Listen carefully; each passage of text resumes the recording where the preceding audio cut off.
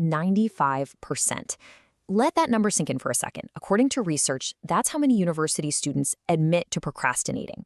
So if you've ever found yourself putting something off, you're not just not alone, you're in some very, very good company. This is a nearly universal experience. But knowing everyone does it doesn't really help, does it? This quote from a user on Reddit, wow, it just gets right to the heart of the struggle for so many of us. We get so caught up in wanting our work to be perfect that the pressure itself just becomes paralyzing. And that's the million-dollar question, isn't it? It feels kind of crazy when you think about it. We know we need to do the thing. We know we'll feel a million times better once it's done. So why on earth do we actively choose to delay? To get to the bottom of this, we have to look way past the surface and figure out what's really going on inside our heads. So in this explainer, we're going to do just that. We're going to piece together the procrastination puzzle, dig into the science behind why we put things off, and most importantly, we're going to explore some proven strategies to finally get started. Okay, first things first. We need to completely reframe this problem. The biggest myth about procrastination is that it's just a sign of laziness, or bad time management. But the research, it tells a completely different story. It's way more complex, and it's tied directly to how we manage our emotions. The key word in this definition, the one that changes everything, is irrational. See, procrastination isn't a logical choice. You're choosing to delay something even when you know it's going to hurt you more than it helps. It's basically an act of self-sabotage, but it's driven by this very human urge to just avoid feeling bad in the short term. And get this. Not all procrastination is created equal. Researchers actually break it down into two types. So a passive procrastinator, that might be a student who is just so scared to start their essay that they're frozen by indecision. But an active procrastinator could be, say, a journalist who intentionally uses that adrenaline rush from a looming deadline to do their absolute sharpest work. So if it isn't laziness, what in the world is it? Let's start peeling back the layers and get right to the emotional heart of why we put things off. Now, this is so important. Procrastination is an emotion regulation problem, not a time management problem. Think of it like an iceberg. The delay, the thing we see, that's just the tip. All the real reasons are hidden deep underwater. The fears, the anxieties, the perfectionism. Those are what's really driving the behavior. We put things off to avoid feeling bad right now, even if it means we'll feel way worse later on.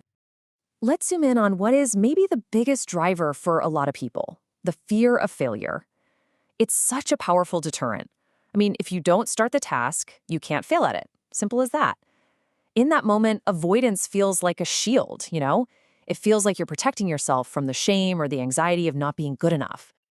This comment from a Reddit user just nails that feeling perfectly. The fear of not getting it right immediately, of messing it up, was so intense that putting it off felt like the only safe thing to do. And this is where things get really nasty. It creates this vicious cycle, a feedback loop from hell. You're scared, so you put it off. But putting it off doesn't make the fear go away. No, it usually makes it worse. The deadline gets closer, the pressure builds, and the task starts to look even bigger and scarier, which just feeds the fear and leads to, you guessed it, more delay. Okay, so we get it. The problem is rooted deep in our emotions and our thought patterns. But here's the good news, the really good news. Those patterns are not permanent. You can change them. So let's talk about how we can start rewiring our brains for action. One of the most powerful science-backed tools for this is something called cognitive behavioral therapy, or CBT. Now, this isn't about digging around in your childhood. It's a super practical, present-focused approach. It teaches you new skills to spot and change the unhelpful thoughts and behaviors that are keeping you stuck. A core technique in CBT is cognitive restructuring. It sounds fancy, but it's really just a simple 3-step process. First, you just notice that negative thought, like, this has to be perfect or I'm totally going to fail. Second, you challenge it. Is it really true that you'll never finish? Is perfection even a real thing? And third, you replace it with something more helpful and realistic. Like, okay, I can just make a start, and hey, done is better than perfect. When you really boil all the research down, getting over procrastination comes down to strengthening these two mental muscles. Self-efficacy, that's just a fancy way of saying you believe in yourself, your confidence that you can actually do it. And self-regulation, that's your ability to manage those impulses to avoid, to stay focused and point yourself toward your long-term goals. Understanding the theory is great, but what can you do, right now? when you're staring down a task you've been avoiding for weeks. Let's dive into some practical, actionable tools. You've probably heard of this one, the Pomodoro technique, and it's popular for a reason. It's brilliant. It works because it directly attacks that feeling of being overwhelmed. You just pick a task, set a timer for 25 minutes, and work. That's it. Anyone can do something for 25 minutes, right? It just lowers the stakes completely. Then you take a quick break and repeat. Those scheduled breaks are key. They stop you from burning out. Here are a few more rapid-fire strategies. The just 5 minutes rule. This lowers the barrier to entry to almost zero, and what you'll find is, once you start, you often build enough momentum to keep going. Then there's the worst first approach. You tackle your most hated task first thing, and that feeling of accomplishment just propels you through everything else. And of course, breaking it down, turning a giant mountain into a series of small, easy-to-climb hills. Now, these tools are amazing for getting started in the moment, but the real goal, the holy grail, is to make these productive behaviors automatic. So how do we build habits that actually stick for the long haul? Well, it all comes down to how our brains work. Seriously, think of your brain like a garden. The neural pathways you use often, your habits, get stronger and clearer, like well-worn paths. And the ones you don't use, they get overgrown and fade away. Every single time you choose to start a task instead of avoid it, you're strengthening that action pathway in your brain. And we can actually use our brain's wiring to our advantage with this super cool technique called habit stacking.